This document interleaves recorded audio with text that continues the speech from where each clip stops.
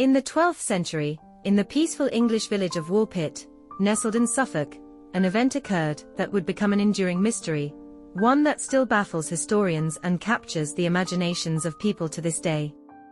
The tale began during the reign of King Stephen, in a time when the village was largely isolated and the land was still wild and untamed.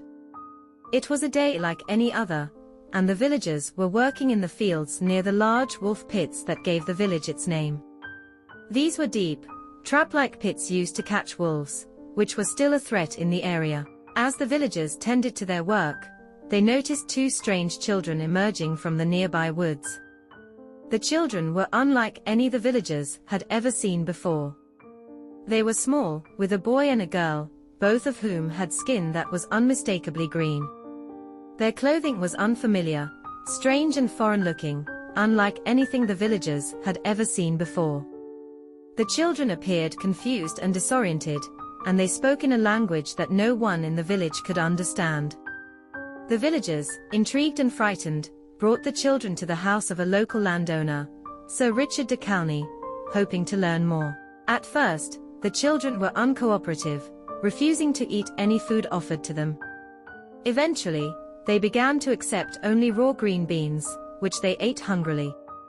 Over the next few days, the boy grew weaker. Despite the villagers' attempts to care for him, he grew ill and passed away. However, the girl began to improve, and as she regained her strength, she eventually learned to speak English, though she still had a foreign accent. She was able to explain their strange and wondrous tale.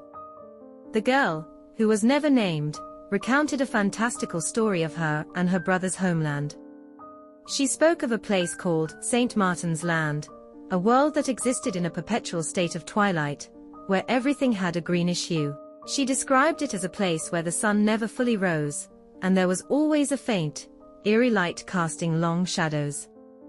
In this land, she and her brother had been tending to their father's cattle, when they suddenly heard a loud sound, like a church bell ringing. Intrigued, they followed the sound, which led them into a cave or cavern.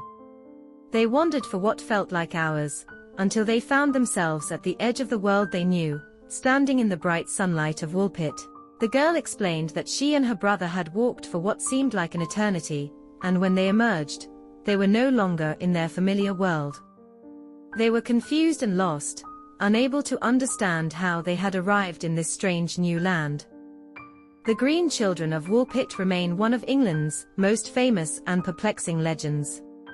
The girl eventually assimilated into the village, marrying and living a normal life. But her origins and the fate of her brother have never been fully explained. The exact location of St. Martin's Land is still a mystery, and no other similar sightings have been reported in the area. Today, the story continues to be told as part of Woolpit's folklore, a tale of strange children who appeared out of nowhere, with skin as green as the fields they had wandered from, and a story of a land beyond this one. A land that might have existed, or might have been only a dream.